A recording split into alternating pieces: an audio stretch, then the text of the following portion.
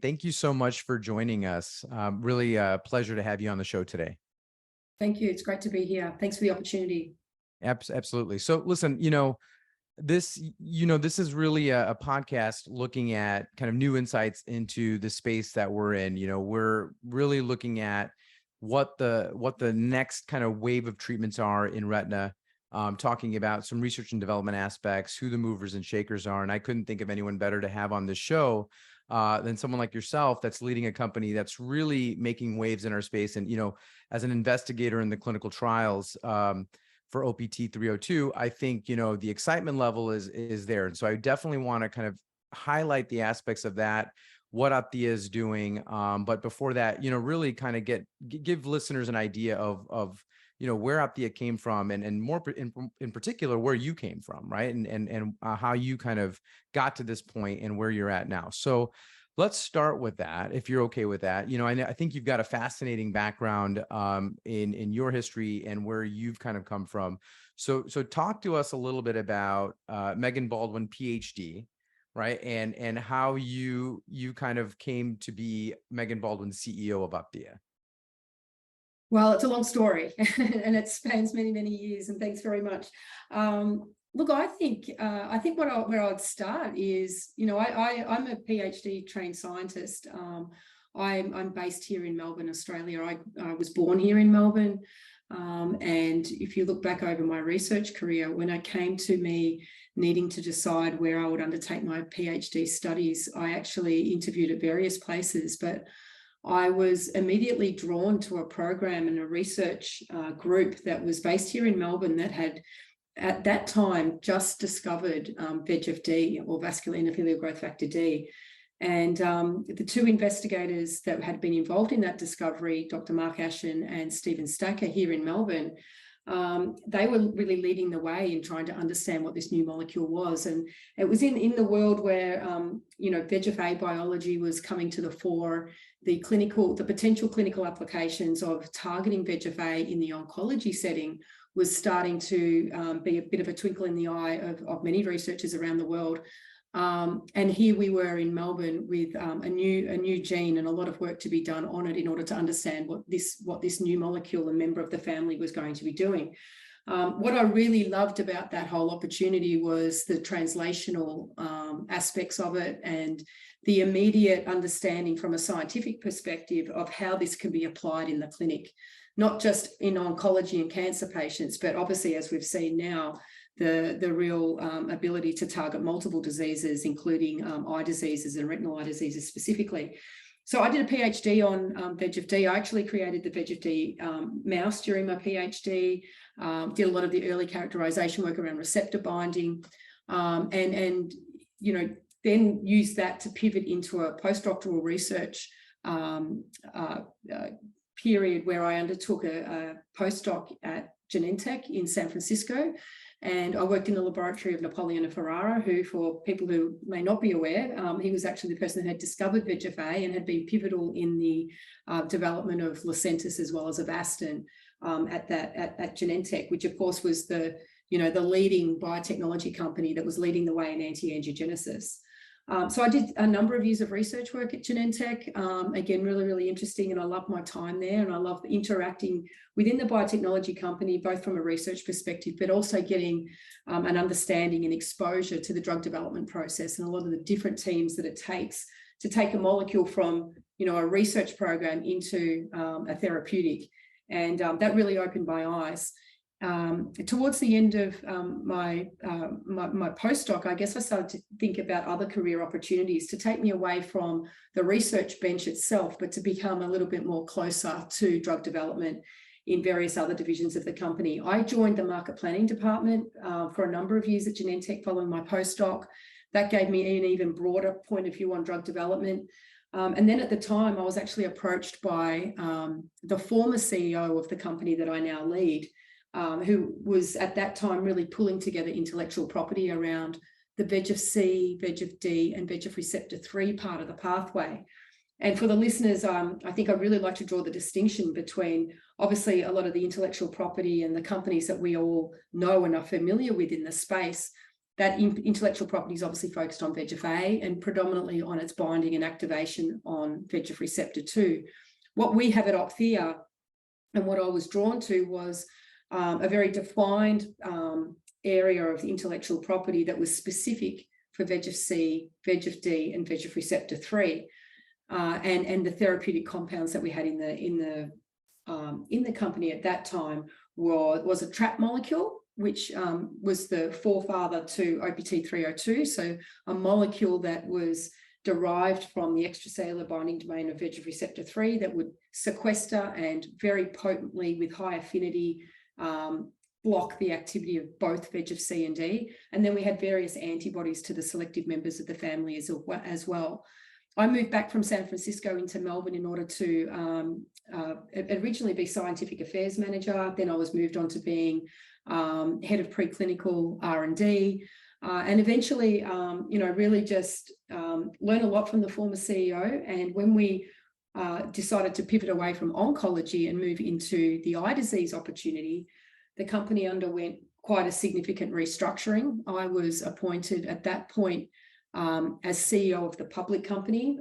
We are a company that trades on the ASX in Australia. And we really shut down the oncology program because we saw the unique and very commercially compelling opportunity in retinal eye disease. And that was done on the back of some very interesting data that we'd shown with OPT-302, the VEGF-C/D inhibitor, that when we used that molecule in animal models of wet AMD or choroidal neovascularization, that we were able to very impactfully, reduce the neovascular membrane, reduce the disease burden in animal models. And we then saw the opportunity really that this is something that's worthwhile moving forward in the clinical setting. And at that time, that really aligned with me becoming CEO. We needed to go out and do significant financings and recapitalize the company. I think at that time we were an $8 million market cap company, and I'm talking Australian dollars. And we raised nearly 18 million Australian dollars in order for us to get started in our first clinical trial. And whilst now that doesn't sound like a huge amount of money, when you raise twice the market cap of your company, it's quite an undertaking, and it's a lot for shareholders to actually come on board with you and actually to see your vision and to actually have the same level of conviction and support for the company when they're pivoting from one therapeutic area into another. But I think the reason why we did get that support from shareholders and from the market in general is that they could see the opportunity here. They could see that this is a new, innovative way of adding on to what is a very successful, class of molecules in the VEGF-A inhibitors, but one where we do need better drugs in order to have patients have better outcomes. I think no one would dispute that, drugs like Lucentis and Eylea have just been so commercially successful and clinically successful. There's no disputing that at all. But what we're really striving to do at the company by targeting more broadly that pathway is actually to say to patients, look, you're going to have an improvement on standard of care, but we want to maximize that improvement. We want you to actually have the best outcomes that you can possibly have with the drugs that are available. And we want to be able to shift a greater number of people into being able to undertake, routine daily activities that otherwise would not be available to them, such as driving or being able to read or being able to just conduct normal activities independently of a caregiver, for example. And I think that's what we can offer patients when we offer the physician the ability to actually select another drug to the drugs that they have on offer, and actually ask the physician, if you want to give your patients the best possible outcome, please, let's block this pathway much more effectively, much more broadly. Let's shut down a mechanism that would otherwise be an escape mechanism that enables the patient to get around standard of care treatment. That's a very compelling scientific and clinical rationale. And that's effectively how we're positioning OPT-302 in the landscape. So, you brought up a couple of things I want to tease out a little bit. So you talked a little bit about, you saw signs that using this treatment, OPT-302, in addition to potential standard anti-VEGFs, you saw some potential benefit for patients. And we all know that, yes, the treatments we have today are great, but there is still room for improvement. And so you hinted at it, but I would love for you to just talk a little bit more about what it is you saw, what the data was that was so compelling, in order to take this forward to the large phase 3 studies that we're doing now? Yeah. So that first study that I talked about, where we recapitalized the company, that was our phase 1 study. And so we actually did, a sizable phase 1. We did a 51 patient study. I think what really got us excited from that clinical trial was that we did test OPT-302 as a monotherapy, so a drug administered on its own into both treatment naive as well as prior treated patients. And we saw improvements in visual acuity when OPT-302 was administered to those patients as a separate injection and not with a background standard of care. So just purely being able to tease out the impact of blocking VEGF-C and D. And there were quite marked improvements in visual acuity by administering OPT-302 to those patients. So we were very excited about that. The other thing that we saw when we used OPT-302 in that early clinical study, the phase 1, was that we saw a benefit over and above standard of care treatment as well. So it wasn't a randomized controlled study at that point, but compared to historical data, we saw improvements in vision that would suggest we're having a benefit. That was the foundation of data that enabled us to move forward with a phase 2B. The phase 2B study was one of the largest phase 2B clinical trials that had been conducted in retina at the time. It was a 366 patient study, all in treatment naive patients. And we did that because we thought that would set us up best for the regulatory path moving forward for our phase 3. And it was a randomized controlled study of 3 arms. And we asked the question, if we add OPT-302 onto standard of care, and in this case, it was Lucentis or ranibizumab, if we add that drug, our OPT, at a low dose, and then in the other arm at a higher dose of 2 milligrams, do we see an improvement in visual acuity outcomes if we dose patients for 6 months? We were very pleased to see in the outcomes of that clinical trial that we saw a superior gain in visual acuity over and above standard of care alone. And I'll draw the distinction between a lot of the non-inferiority trials that are going on with biosimilars and some of the other new drugs that have come through that are really positioning as more durable anti-VEGF-A inhibitors. Typically, their bar for success is to be non-inferior to standard of care. Our trials are all designed to show a superior clinical efficacy benefit over and above standard of care. So fundamentally, the efficacy benefit is what will drive market uptake of our product, but ultimately we're addressing unmet medical need rather than just differentiating on the basis of a treatment paradigm, if you will. So we were very happy to have reached the primary endpoint. We're the only company currently in clinical development that has shown a superior benefit, an efficacy benefit, a visual acuity benefit over and above standard of care. And as we dived into that data, we were able to learn more about the type of wet AMD patient that actually responded best to our drug. We learned that it was minimally classic and occult patients, for example, which is the vast majority of patients that present at clinics. It's around about 80% of patients in the treatment naive setting. And if patients have actually been prior exposed to an anti-VEGF-A treatment, they'll effectively present as an occult lesion. So we see the greatest efficacy in the patient lesion types or wet AMD patient types that stand to gain the most from combination treatment, because they are the patients that perhaps don't do as well on standard of care. And I think that speaks to the fact that if you're a patient that is highly responsive to a VEGF-A inhibitor, that may indicate the lesion and the disease being very much driven by VEGF-A. If you're a patient that has these other type of lesions, perhaps that indicates that VEGF-C and D are very important players in your disease progression. So it's even more important to use OPT-302 to have the optimal clinical benefit.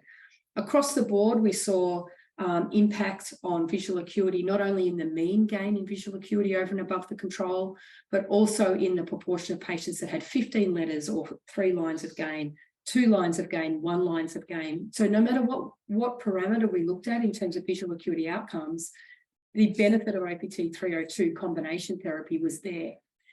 Then we turned our attention to looking at the anatomical outcomes. The anatomical outcomes were also very, very compelling. We saw and looked at the degree of retinal drying that we had with OPT-302.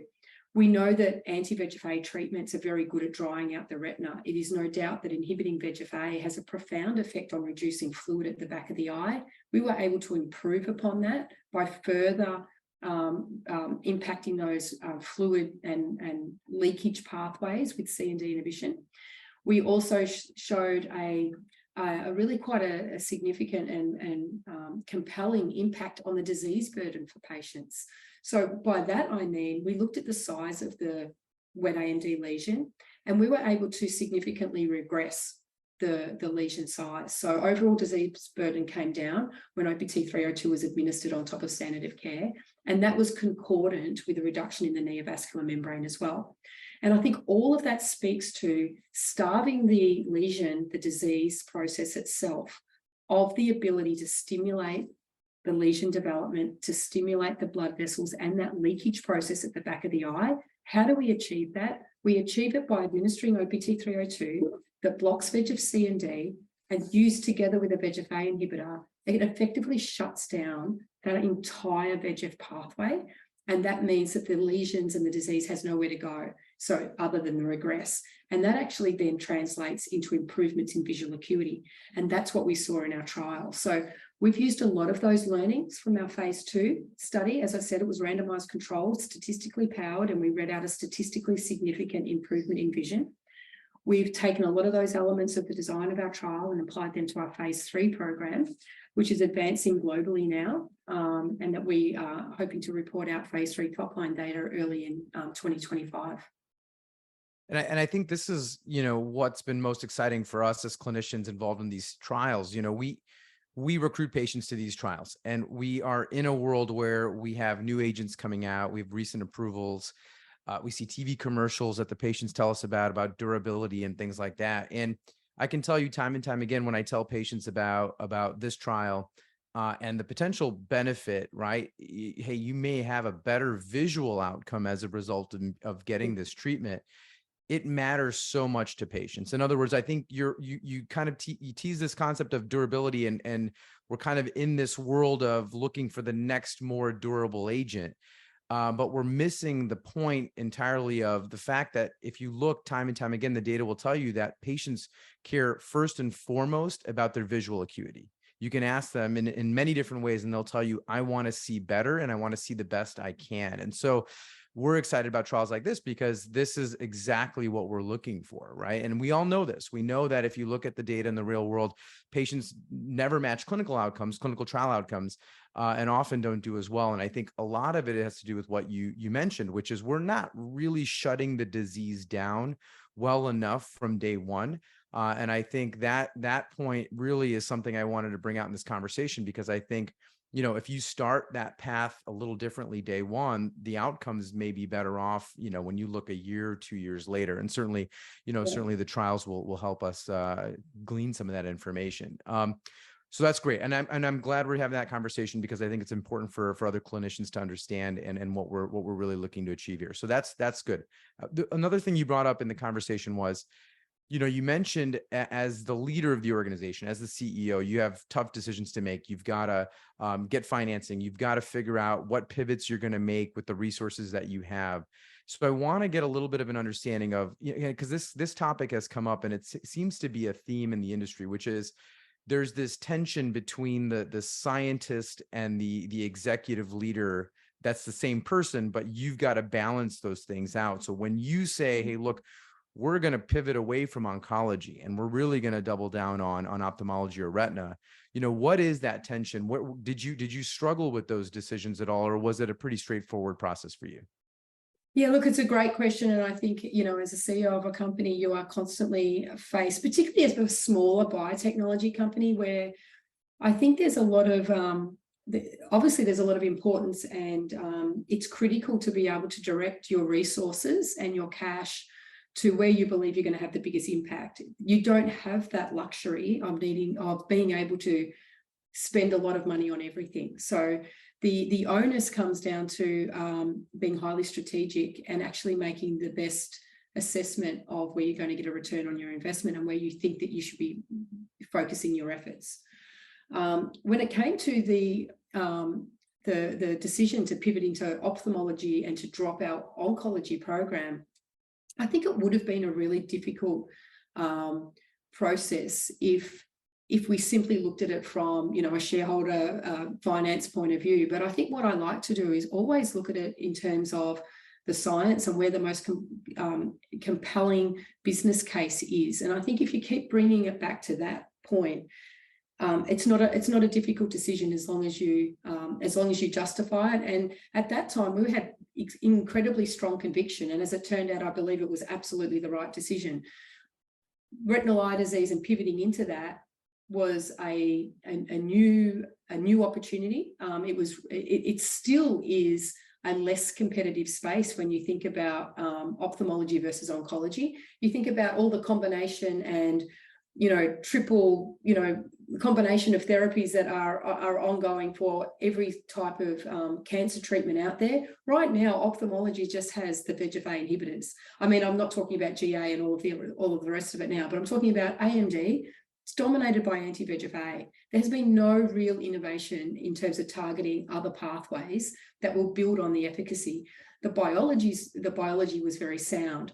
The scientific rationale of taking OPT-302 into that, I guess the wet AMD setting where the biology spoke to angiogenesis and vascular leakage, and that's what we knew our science would support. All of that is the rationale that justifies your decision. It's not always as easy as that. I think on a day-to-day basis when you run the company, and you need to be really careful about what you're doing and where you're putting your people's efforts and where you're putting your spend, you're constantly faced with, well, what do I need to compromise on in order to stay on critical path and ensure that the trial gets delivered. But it's about making just some tough decisions, but also bringing the people along with you as to what is the rationale for your decision. And there'll always be people that will question that, but as long as you can defend it, and at times it's as much about making the decision and ensuring that you're making the decision rather than kind of floating around not making the decision. That can be almost as bad. Well, this is why I think it's important for these companies to have scientists as leaders, because I think, you mentioned, look, you're making sound scientific clinical decisions, and I think it's very easy to defend those decisions. And I think you're exactly right. And I think the successful companies that we've seen so far have had those types of leaders in place. So I applaud you on that and your conviction and being able to defend your position when people may not agree. So that's excellent. So, one of the other things that has come up is, we know there's hopefully going to be a readout next year for these phase 3 studies.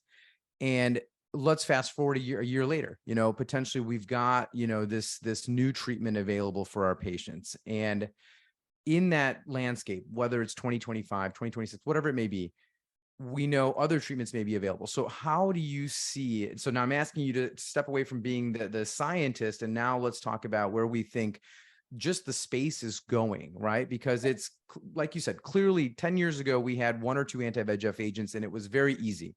You were wet, you got one of these treatments, very simple. But now we're entering a world where there's going to be many options, maybe gene therapy, maybe OPT-302. So in that world, how do you see this fitting? Because clinicians ask me, well, is this working, and what is the data? And if it does come out and it's in our toolbox, when do I pull this out of the toolbox and who do I use it for? So tell us a little bit about where you envision maybe that placement, what type of patient, and knowing that this world may be a little more crowded at that point. Yeah, and I think it comes down to a really important point that you made earlier on, which is the sooner you can give your patients the best possible treatment and have that immediate impact on their visual acuity, that bodes very well for having longer term better outcomes down the line. So our trials are all in treatment naive patients. Ideally, we would recommend for physicians to use this as early as possible in the treatment paradigm, in order to give them the best opportunity for the best outcomes, both initially, because we do see an immediate better impact to visual acuity by administering it into the treatment naive patient. But of course, the higher that visual acuity goes, data has shown that you can stay on that trajectory for a longer period of time before ultimately we hope to prevent a chronic decline, but it would certainly bode well for a longer term treatment outcome over many years. So we're really positioning this as a drug that should be used in order to give patients the best opportunity for best visual acuity responses as early as possible. We recognise that for some physicians and in some parts of the world, it may be required to actually start a patient on anti-VEGF-A treatment, see how they're tracking, and then to give OPT-302. And realistically, I think that many physicians may start the use of OPT-302 in those patients. However, I think ultimately it will move forward and it will be used as early as possible. And that will come from really the outcomes and the compelling data that we hope to generate from our phase 3 that demonstrates that, but also from clinical experience with the compound.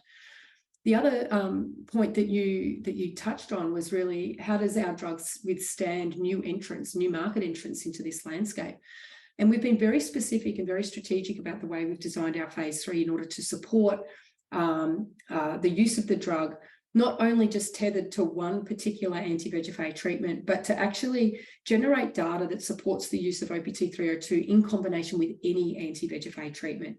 So think about our drug as being a mechanism of blocking VEGF-C and D. It's that mechanism that should be additive to VEGF-A inhibition, regardless of how you actually achieve that VEGF-A inhibition, because it's the C and D plus the VEGF-A inhibition that will suppress the whole pathway to a greater extent.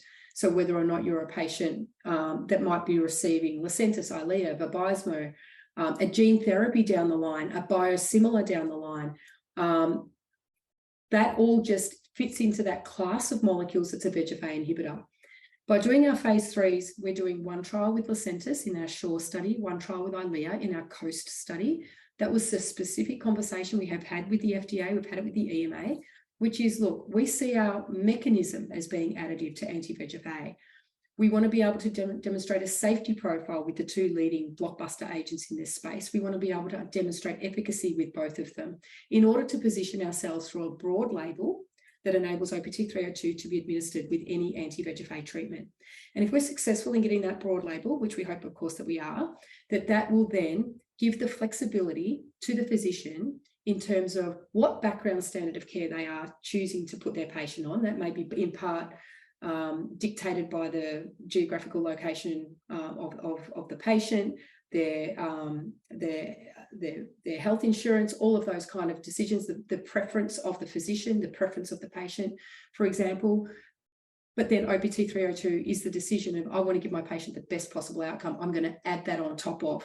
So in that way, we withstand, I think, any new market entrants that have coming through. And we're super excited about these new market entrants. We're super excited about the uptake of Vabysmo. That, if anything, demonstrates, the willingness of physicians and the need in the market to actually bring something new to the table, offer physicians another treatment option. And the uptake of Vabysmo is very, very, very impressive. High-dose Eylea. That's great. We anticipate that we can add on to high-dose Eylea too when that comes through, all because they are all one class of agents.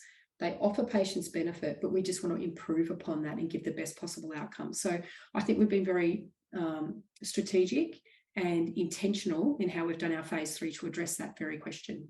Yeah. And I think, what you're describing is almost this paradigm shift that we saw in oncology many years ago, right? Where you may have a few agents, you pick one and maybe you combine them, but we're getting to a world where as clinicians, we're going to have to start thinking about these things again and figuring out which cocktail is right for which patient, how to maybe change the type of treatment we do over time based on how the patient's doing. In other words, individualizing these treatments a little bit more.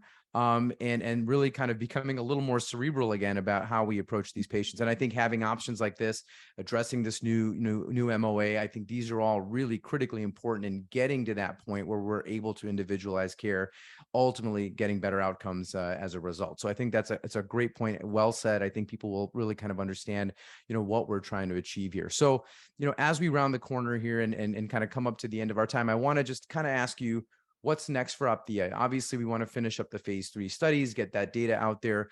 What else are you working on? Clearly, if the phase 3 outcomes are what we hope to be, there's obviously the next phase of what we have to do to get these drugs out to clinicians like myself. And then are there other things in the chamber that you're working on and in parallel or in the future to come? Yeah, no, absolutely. So look, right now we're 100% focused on the phase 3 execution for wet AMD.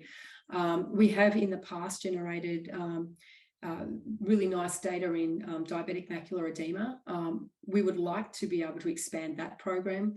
On the back of positive phase 3 data, there's certainly multiple opportunities for the companies to expand into other retinal eye diseases. And I think the next step for us on the back of that data would be to do a similar, well, not as large, probably a much more smaller, refined phase 3 clinical trial that leverages the wet AMD phase 3 program in order to take this forward to demonstrating efficacy in a phase 3 setting for diabetic macular edema. There's also obviously retinal vein occlusion or macular edema associated with retinal vein occlusion. All of those expansion opportunities for OPT-302 lie ahead of us, and that's further upside for the company, obviously. I think on the back of a successful phase 3 readout, that's something that we could consider also pivoting into co-formulation as well with one of the other standard of care treatments, whether that's a biosimilar, one of the marketed agents. But also, on the back of success, that opens up multiple opportunities to further expand our ophthalmic pipeline. Those opportunities, it opens many, many doors for this to become very much a growing company with an expanding pipeline. But multiple opportunities, obviously, to collaborate for various licensing opportunities around the world. We want to roll out OPT-302 very broadly globally. That's why we've approached our phase 3 the way we have, with 30 countries around the world involved in our clinical trials.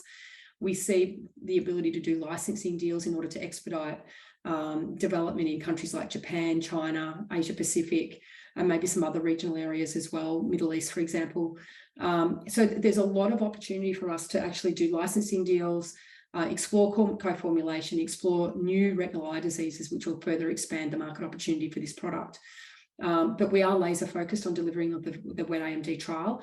In the short term, we want to expand the awareness of the company. I think that there's a lot of people that are focused on VEGF-A, and I think that there's still an education process and an awareness process around the community of understanding that VEGF-A is not everything. Not often do you see in a disease landscape where targeting only one molecule is sufficient to actually completely suppress a disease process. If we look at other disease areas, that's very, very clear. I think ophthalmology's got a little bit of a way to go to have that appreciation that if we want to really hit this disease on the head and really transform the lives of many, many more patients, we're going to need new innovative therapies targeting novel pathways. And I think we're at the forefront of that as Opthea, with the most advanced product that's actually targeting something that's novel. I think that's very well said. So Megan, I want to thank you for your time today. I know personally, I'm looking forward to seeing the data from the phase 3 readouts. I'm looking forward to, getting this OPT-302 to more of our patients in general, because I think they're going to benefit from it. So I want to wish you the best, and thank you again for your time today. Thank you. Thanks very much, everyone. And it's a pleasure to speak with you. Thank you very much.